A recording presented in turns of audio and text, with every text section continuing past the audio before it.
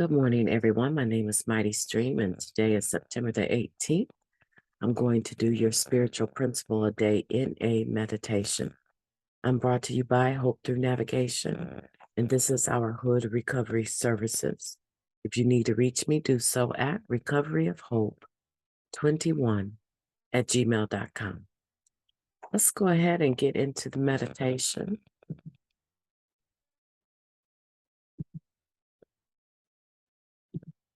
How are you doing this morning? I hope you're doing good. I'm getting by. I am getting by. Okay, September 18th, living life in balance. Sometimes we get confused and think that to live spiritually means that we are happy and get what we want, and that if we're not happy or don't get our way, something is out of balance. Living Clean, Chapter 3, Spirituality is Practical. For many of us, our lives get so much better so quickly in the early years of recovery that it's only natural to think we've found the key to happiness, unencumbered by life's difficulties. It's nice while it lasts, but ultimately, as one member puts it, life is more than killing time between meetings. And I eventually experienced hardships despite working a pretty good program. Life is not always fair. That's a fact. Sometimes we lose loved ones, homes, and relationships, even when we're spiritually centered. The results of day-to-day life are not always what we would have hoped for. Nevertheless, we learn how to walk through situations by living according to spiritual principles. If we don't get the job we wanted, or a long-term relationship comes to an end, we hold on and stay clean. Our world may still be thrown out of balance from time to time, but as long as we stay clean, we can survive sadness, disappointment, and uncertainty and return to balance again and again. We experience the full range of human emotions and marvel at the strength of our spiritual foundation.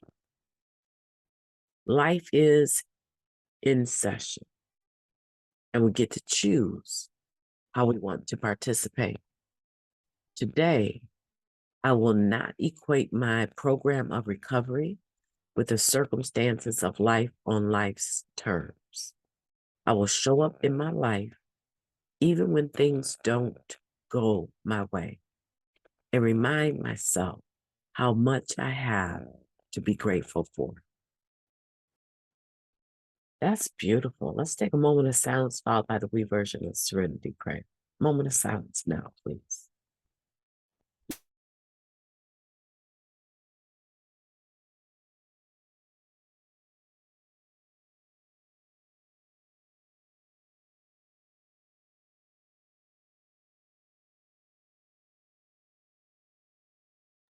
Thank you, God. Grant us the serenity to accept the things we cannot change, the courage to change the things that we can, and the wisdom to know the difference. Please and thank you. What a wonderful topic. What a wonderful topic. And I agree. I believe that we were so destitute when we came into the program. At least I was. I was spiritually bankrupt. I did want to live, and I didn't believe the life forces around me, the other lives around me, cared if I lived or not. I was in such a dismissal state, right? I was in such a, it was horrible, right? I was paying a high price for a low level of living. I was paying a very high price. And I think that you can relate, right? And then all of a sudden, like I told you, that first day that I was clean, that first 24 hours, I actually was a part of a prayer of my boss. And so that first day, I received a promotion just because I wasn't hungover. I wasn't, passed out and trying to wake up and get to work on time. I actually got to work early. And she had been praying for whoever came in early. The first person to arrive was going to be the person that was going to become her right arm. And she, oh my goodness, she regretted that, I think, right? My first day clean, I received a physical promotion on the job. And then I received the finances that came with it. I jumped 6 tiers in 2 years' time of being clean and was making the same amount of money that it took someone 10 years, low level management, to make. I did that in 2 years of being clean. So I started to quickly see the difference. But I'm telling you, at about year 3 and 4, yeah, I would say 1997. I got here in 93. So by 97, I was so full of arrogance and pride. I was so full of myself. I was not changing anything. I hated my sponsor. She was such a gossip. And my sponsee sister used to do my hair. And that's where I learned everyone's business. Everyone in the sponsee line and everyone in the fellowship. It was just a gossiping party at the hair salon. And I hated working with her because I knew if I told her anything, it was going to be known by other people. And so I started being dishonest about the program. I didn't tell her anything. I can remember one time I told her I wanted to divorce my husband, and she looked at me, and I think her husband had just gone to prison, and she was like, "Why?" And just her asking me that in that tone, I broke down in tears and I told myself, if I ever get the courage to walk away from the sponsor, I am. I am not going to allow someone to talk to me that way that I invited into my life, right? Even that was full of pride.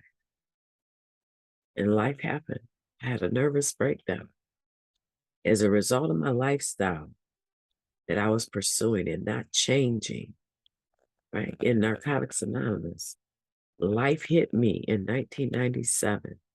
And it took me, took me the better portion of 5, 6 years to attain any level of sanity again.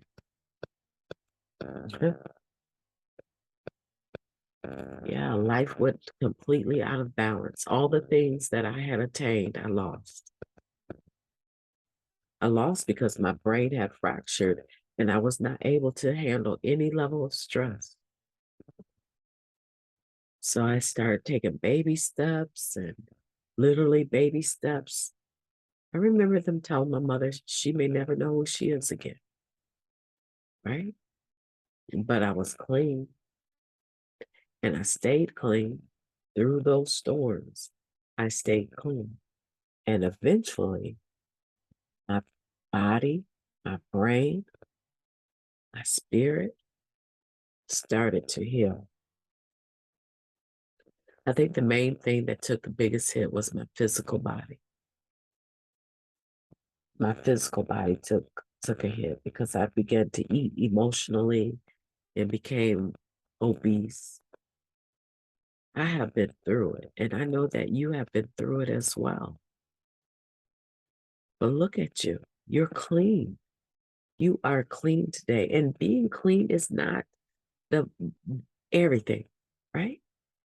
Like this is talking about we thought that, being clean and going meeting from one meeting to the next meeting.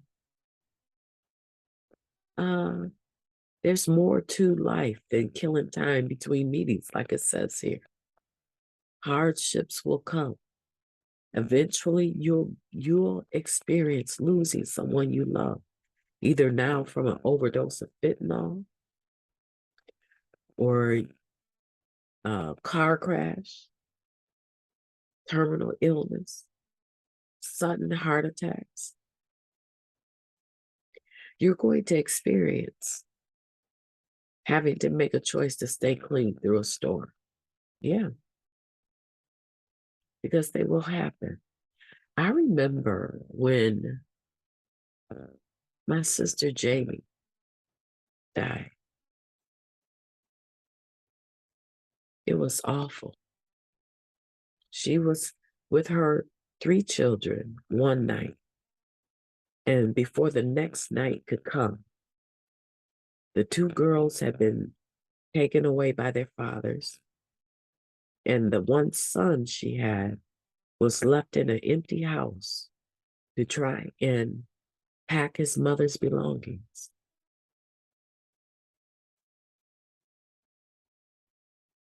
I thought to myself, of all the people that could have died, that was one person I know for a fact did not deserve to die. That is the one person I know for a fact I would have tried to save. You talk about somebody trying to figure out what was going on.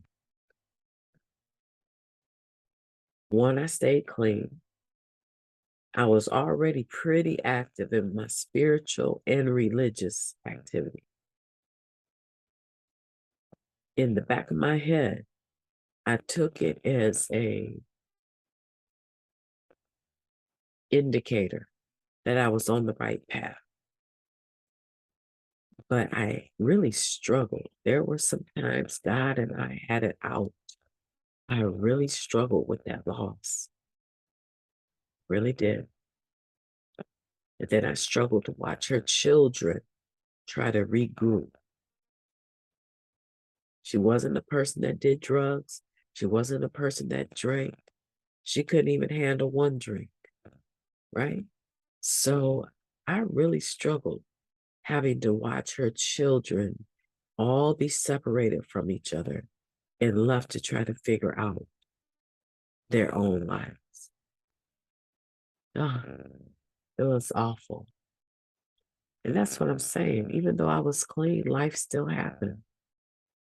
I've had many occasions where life dealt me a dirty blow.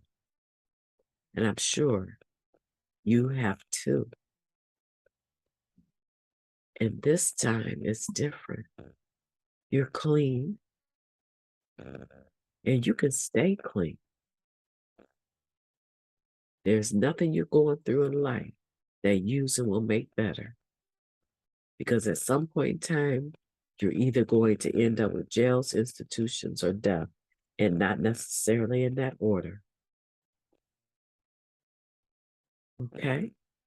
So I want to encourage you today to remember living life in balance doesn't mean always that you are balanced. Sometimes the scales will tip a little bit more towards tragedy, and then other times it will tip towards prosperity.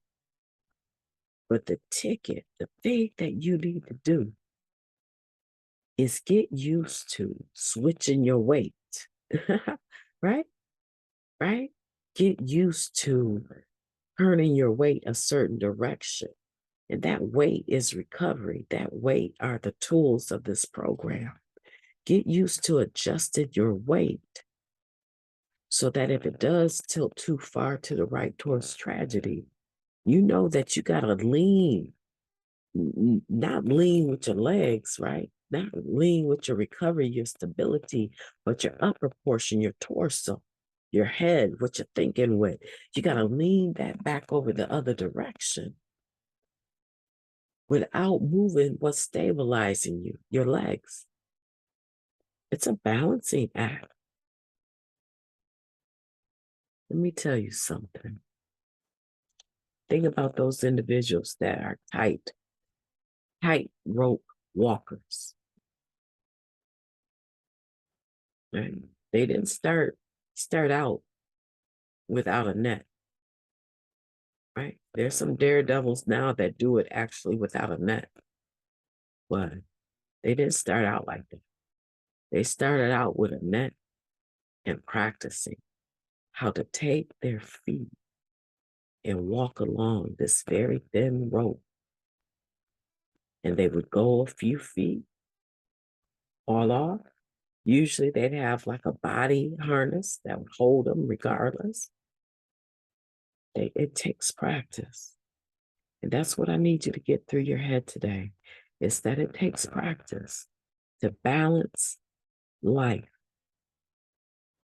But here's the ticket. If you stay clean and make it up in your mind to harness your body with recovery, it won't matter if it tilts all the way to the right or all the way to the left. You're always going to know how to get back up. You're always going to be able to regain your balance without having suffered too many losses. I think about, he's dead now, so I can say his name. I think about Herman and how he died. He froze to death in a car in the parking lot right outside of a meeting place.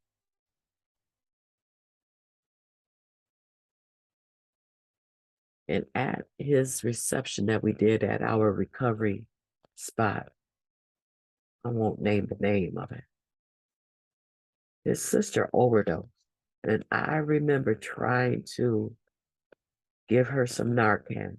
And that was when it was in, liquid form. You had to draw it in a needle. And my nerves were so bad. I couldn't do it for the life of me. I had to end up doing CPR once again, unprotected.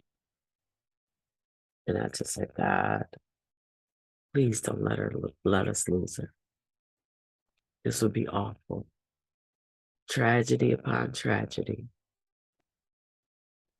And fortunately, I don't know where she's at today. I never had met the woman before, but she lived through that day. And what I'm saying is to you is, just because tragedy hits, what seems to be the unbearable, your family is going to go through enough with that tragedy. Please don't compound it by using. It serves no purpose. Listen, guys, I've enjoyed your company today. I need to focus on some other things, but I believe in you. And if no one has told you that they believe in you, I want you to know that I believe in you, and I believe that you can do it, and you can live a life. You can live a balanced life with this thing that we call recovery. Isn't it great? My name is Mighty Stream, and I will be talking to you tomorrow.